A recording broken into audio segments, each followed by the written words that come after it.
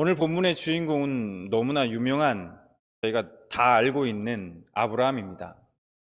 아브라함 하면 우리가 늘 따라붙는 수식어가 있죠. 믿음의 조상 아브라함, 믿음의 조상이라고 부릅니다. 아주 명예로운 호칭을 가지고 있는 사람이죠. 맞습니다. 실제로 아브라함은 위대한 믿음의 사람입니다. 그러나 처음부터 아브라함이 이런 위대한 믿음을 그런 소유했던 사람은 아닙니다. 성경을 통해서 보면 사실 아브라함은 실수도 많았고 그리고 부족함도 많았던 사람입니다. 그러면 그랬던 아브라함이 어떻게 믿음의 조상이라는 그러한 호칭까지 얻게 되었을까요? 자, 우선 궁금한 것은 아브라함은 처음에 어떻게 하나님을 믿게 되었을까? 그의 신앙의 시작, 믿음의 시작이 궁금합니다. 어떻게 믿게 되었을까? 그의 믿음의 시작은 이랬습니다. 아브라함의 가족은 갈대아 우르에서 살았습니다.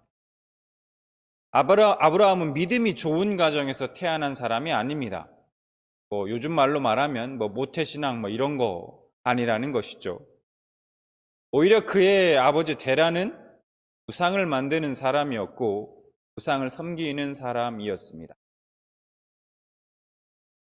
오늘 본문인 창세기 12장 1절과 12장 1절과 3절 말씀을 보면 아브라함이 하란에 있을 때에 하나님께서 아브라함을 부르십니다. 창세기 12장 1절 말씀을 보면 여호와께서 아브라함에게 이르시되 너는 너의 고향과 친척과 아버지의 집을 떠나 내가 내게 보여줄 땅으로 가라 라고 말씀하셨습니다. 그런데 우리가 사도행전 7장 2절부터 4절 말씀을 보면 갈대아 우르에 있을 때에 아브라함을 처음 부르신 것으로 나옵니다.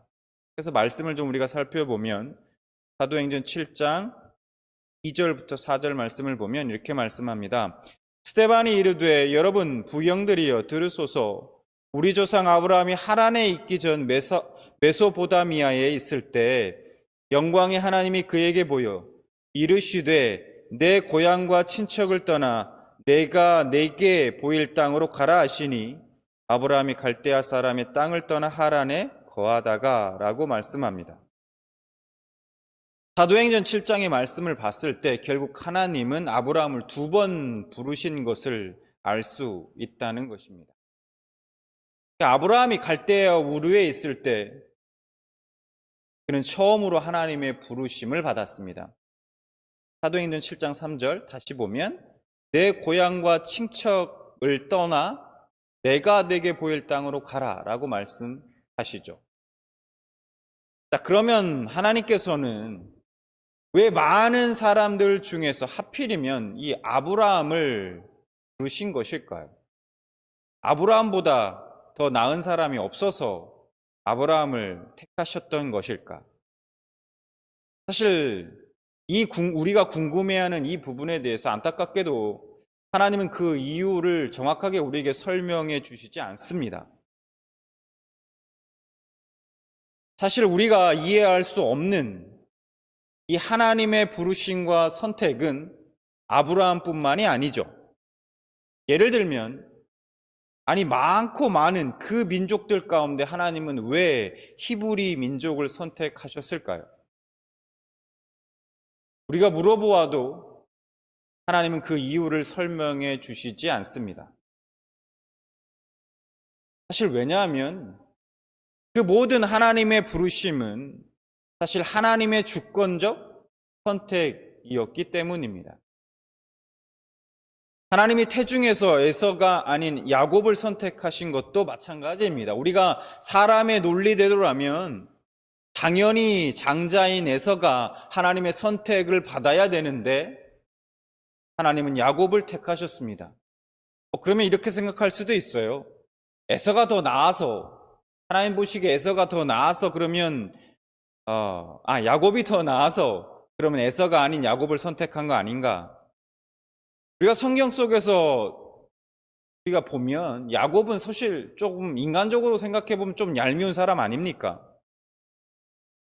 우리가 받아들이기에 힘든 구석이 야곱에게도 많다는 거예요. 에서뿐만 아니라 그도 하나님 보시기에는 그렇게 온전한 사람이 아니었다는 것이죠. 그런데 하나님은 그런 야곱을 택하셔서 믿음의 대를 이어가게 하셨습니다. 하나님이 야곱을 택하신 이유를 설명하십니까?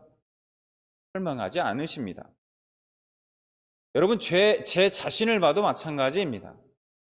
하나님이 저같이 부족한 사람을 택하셔서 믿음의 자리에 앉혀놓고 하나님의 몸된 교회를 섬기게 하신 이유를 설명할 수 있을까요? 제가 하나님의 은혜를 구원받고 하나님의 종된 이유를 제가 설명할 수 있을까요? 아니요, 없습니다. 하나님이 우리를 선택하신 것은 사실 이유와 어떤 까닭이 없습니다. 우리는 알지 못해요. 우리가 신앙에 있어서 이유와 까닭을 따지자면 그것은 신앙이 아니라 과학의 세계에 지나지 않습니다. 증명해야 되고 어떤 경험과 과학의 세계에 지나지 않는다라는 것이죠. 우리의 신앙의 세계는 이유와 어떤 까닭만으로 이루어져 있는 세계가 아니라는 것입니다. 그러나 우리가 오늘 말씀을 통해 알 수 있는 분명한 사실은 있습니다. 그것은 어떤 한 사람이 믿음의 사람으로 나오기까지는 반드시 하나님의 택하심과 부르심이 있어야 한다는 것입니다. 그냥 내가 하나님을 믿고자 해서 내 의지적으로 하나님을 내가 이제부터 믿겠다라고 해서 그 믿음을 소유하고 어떤 신앙의 세계로 들어올 수 있는 것이 아니다라는 것입니다. 하나님이 아브라함을 택하시고 부르셨습니다. 아브라함이 하나님을 택한 것이 아니라 하나님이 아브라함을 택하시고 부르셨다라는 것이죠. 아브라함이 처음에 자신을 부르신 이가 하나님이라는 사실을 그리고 그 하나님이 누구신지 알았을까요? 아브라함은 하나님이 누구신지 전혀 몰랐을 것입니다. 어쩌면 아브라함은 처음에 하나님의 부르심을 듣고 하나님이 혹시 아버지가 만든 신상 중에 하여튼 그런 중에 한 신일까? 혹은 많은 사람들이 섬기고 있는 달신일까? 아니면은 태양신일까? 이렇게 생각하지 않았을까요? 그렇게 생각했을지도 모릅니다. 그런데 그는 하나님의 부르심에 순종했다는 것이죠. 창세기 12장 4절 보면 이렇게 말씀합니다. 이에 아브라함이 여호와의 말씀을 따라갔고 롯도 그와 함께 갔으며 아브라함이 하란을 떠날 때 75세였더라. 자, 그러면 아브라함은 어떻게 순종할 수 있었을까? 히브리서 11장 8절을 보면 이렇게 말씀합니다. 믿음으로 아브라함은 부르심을 받았을 때에 순종하여 장래의 유업으로 받을 땅에 나아갈새 갈 바를 알지 못하고 나아갔으며, 장래의 유업이라는 것은 다른 말로 하면 약속을 의미합니다. 약속. 아브라함은 그 하나님의 약속을 믿었기에 갈 바를 알지 못하면서도 순종했다라고 말씀합니다. 하나님의 약속에 대한 믿음이 없이는 순종할 수 없습니다.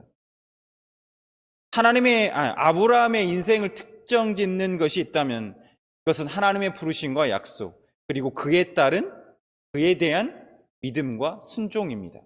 그것이 아브라함의 인생의 특징이라는 것이죠. 하나님의 부르심은 언제나 약속을 수반합니다. 이것은 아브라함뿐만이 아니라 모든 믿는 자들에게 동일합니다. 우리를 부르신 하나님께서 우리에게 주신 놀라운 약속들이 있습니다. 그 약속들은 성경에 기록되어 있고 특별히 예수 그리스도 안에 있습니다. 예수 그리스도를 통해 제사함을 받고 구원을 받아 하나님의 자녀가 되는 약속, 또한 천국과 영생에 대한 약속입니다. 세상 끝날까지 함께 하시겠다라는 약속이고, 우리를 끝까지 사랑하시고 복 주시겠다는 약속입니다. 신실하신 그 하나님께서 우리가 그 예수님을 통해 하나님을 믿을 때 주어지는 이 약속들이 우리에게 없다면, 이 약속에 대한 확신이 없다면, 그냥 믿고 나서 너희들이 알아서 해라고 얘기한다면, 과연 우리의 믿음이 온전할 수 있을까요? 우리의 믿음을 계속해서 유지해 갈 수 있을까요? 하나님이 우리를 부르실 때 이와 같은 약속이 함께 우리에게 주어졌다는 것입니다. 그러기에 믿음은 나를 부르신 하나님과 그분의 약속을 믿는 것입니다. 믿음으로 그 약속의 말씀을 따라 순종하는 것입니다. 자, 그런데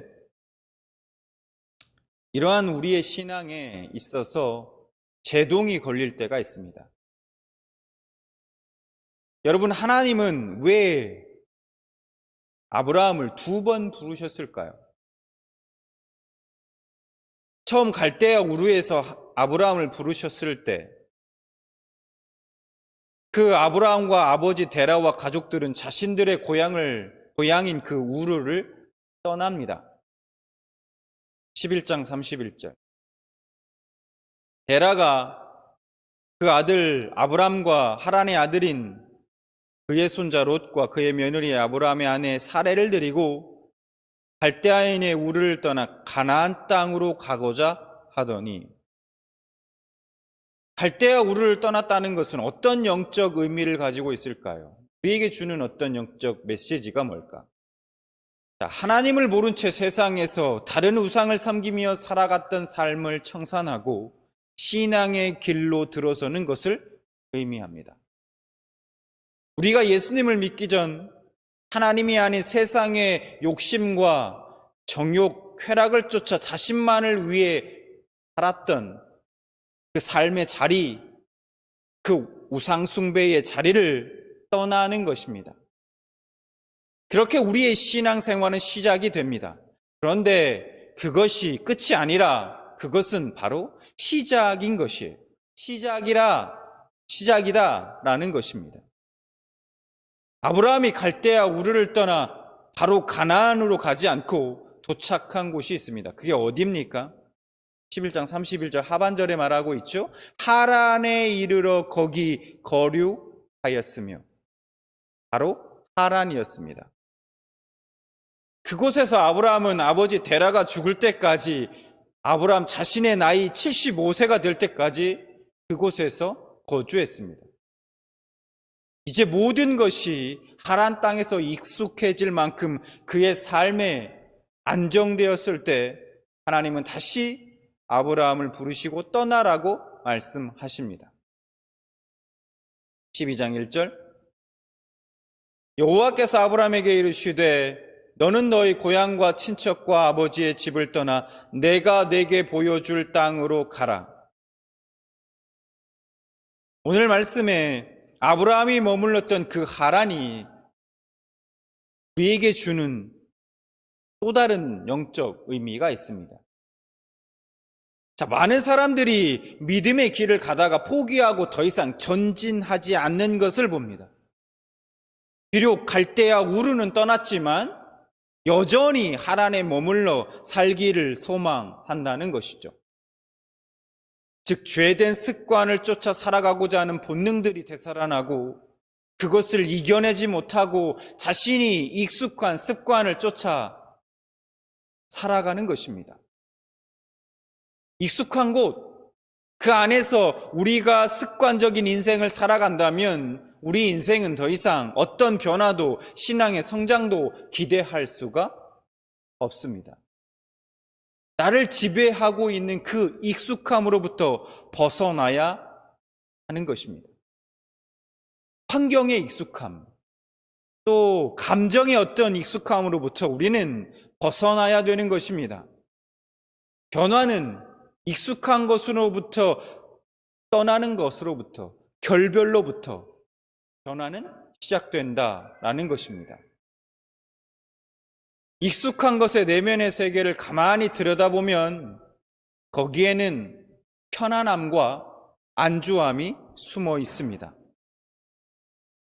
익숙한 대로 살다 보면 어느 순간 그 자체가 하나의 길이 되어버려서 자신이 어디로 흘러가는지 방향과 목적을 잃고 하루하루 무의미하게 살아가게 되는 것입니다. 여러분, 우리가 변화하려면, 영적으로 우리가 성장하기를 원한다면 익숙한 것들에서 떠나야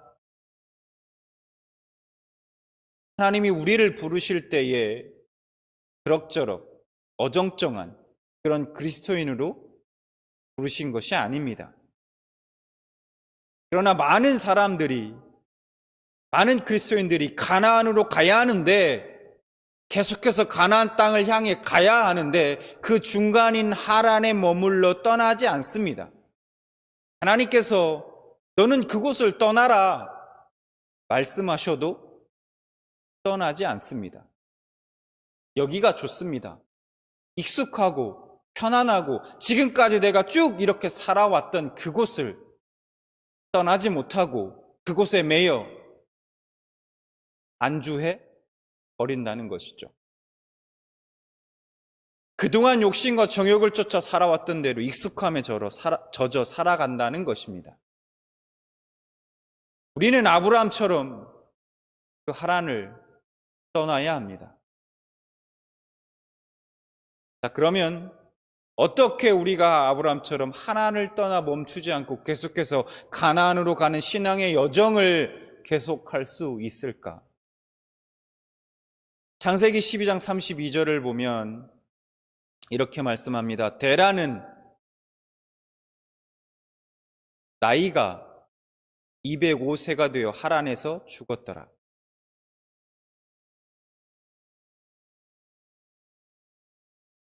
11장 32절인 것 같습니다. 12장으로 되어 있는데요. 아브라함의 아버지 데라가 하란에서 죽었다고 말씀합니다. 아브라함이 하란에서 오랜 시간 머물게 된 것은 어쩌면 아버지 데라 때문이었을 겁니다. 아버지 데라의 죽음이 우리에게 주는 또 다른 영적 의미가 있습니다. 그게 뭘까? 데라가 죽자 아브라함이 하나를 떠나 가나안으로 들어간 것이 우리에게 주는 의미가 무엇일까요? 아버지 데라는 우상을 만들고 또 섬겼던 사람입니다. 여호수아 24장 2절을 보면 그 사실을 알 수 있습니다. 옛적에 너희의 조상들 곧 아브라함의 아버지 나홀의 아버지 데라가 강 저쪽에 거주하여 다른 신들을 섬겼으나 데라는 하나님을 섬기기 전 우상을 숭배하며 자신을 위해 세상의 욕심과 정욕을 쫓아 살아가던 옛사람을 의미한다고 말할 수 있을 겁니다. 하나님으로부터 부르심을 받고 신앙의 길로 들어섰다고 해도 그 옛사람이 죽지 않고 여전히 살아있다면 결코 하란을 떠나 가나안으로 갈 수 없는 것입니다. 언제든 신앙의 여정에서 돌이켜 옛사람의 죄된 습관을 쫓아 살아가게 되는 것입니다. 자꾸 하란에 머물고 우르로 가려고 하고 그런다는 거예요. 로마서 6장 6절 말씀을 보면 이렇게 말씀합니다. 우리가 알거니와 우리의 옛사람이 예수와 함께 십자가에 못 박힌 것은 죄의 몸이 주고 다시는 우리가 죄에서 종노릇하지 아니하려 함이니. 우리가 십자가에 예수님과 함께 못 박혀 우리의 죄의 몸, 곧 이 옛사람이 무력하게 되었습니다. 이를 통해 우리는 죄의 세력으로부터 자유함을 얻게 된 것입니다. 그런데 이게 끝이 아니라는 겁니다. 로마서 6장 5절에 바울은 이렇게 말씀합니다. 만일 우리가 그의 죽으심과 같은 모양으로 연합한 자가 되었으면 또한 그의 부활과 같은 모양으로 연합한 자가 되리라. 이 말씀에서 중요한 것이 뭐냐? 연합한 자가 되었으면 이란 말씀입니다. 자, 원문을 보면 이 말씀이 완료 시제로 되어 있습니다. 이게 무슨 의미냐? 완료 시제로 되어 있다는 것은 과거에 발생한 사건의 결과가 현재까지도 계속해서 지속되어 있는 상태를 나타냅니다. 자, 그렇다면 이 말씀에서 바울이 강조하고 있는 것이 무엇인가? 바로 믿는 자는 계속해서 그리스도의 죽음과 연합한 상태로 있어야 한다는 것입니다.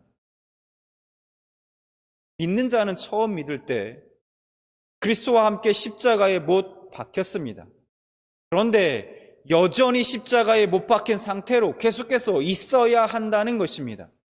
한 번 십자가에 죽고 구원받았으니까 십자가는 더 이상 나와 상관없는 것이 아니라, 이젠 끝난 것이 아니라, 그게 아니라 구원받은 자가 평생 짊어지고 가야 하는 것이다 라는 것입니다.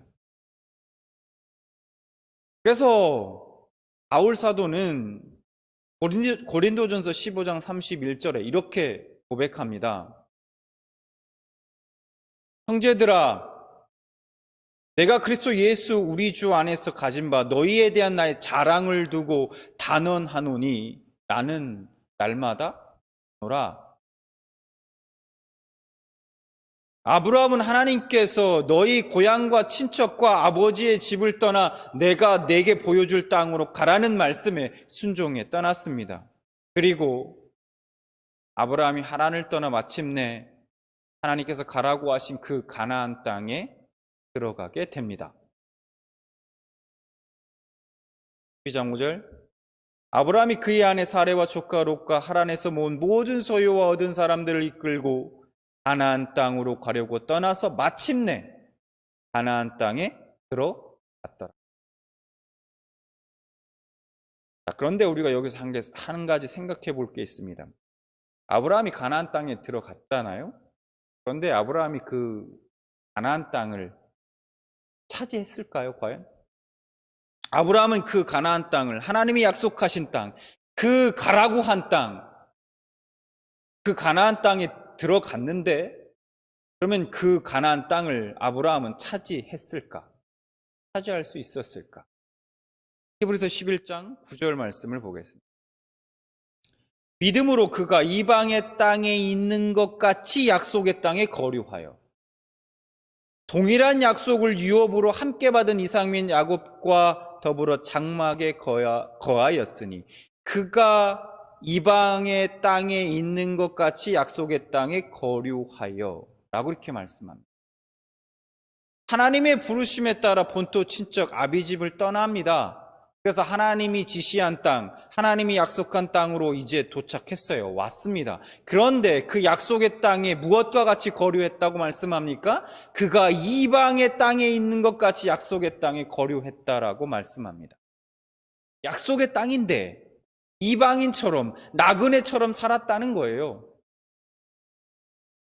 그가 죽기 전까지 그 땅은 그의 소유가 아니었습니다. 죽기까지 그는 이방인이었고 나그네였습니다. 그러나 그는 믿음으로 약속의 땅에 살았다라고 말씀하고 있어요. 비록 지금은 이방인이자 나그네이지만 자신의 후손들에게 주실 약속의 땅을 믿음의 눈으로 바라보며 살았던 사람이 바로 아브라함이었습니다.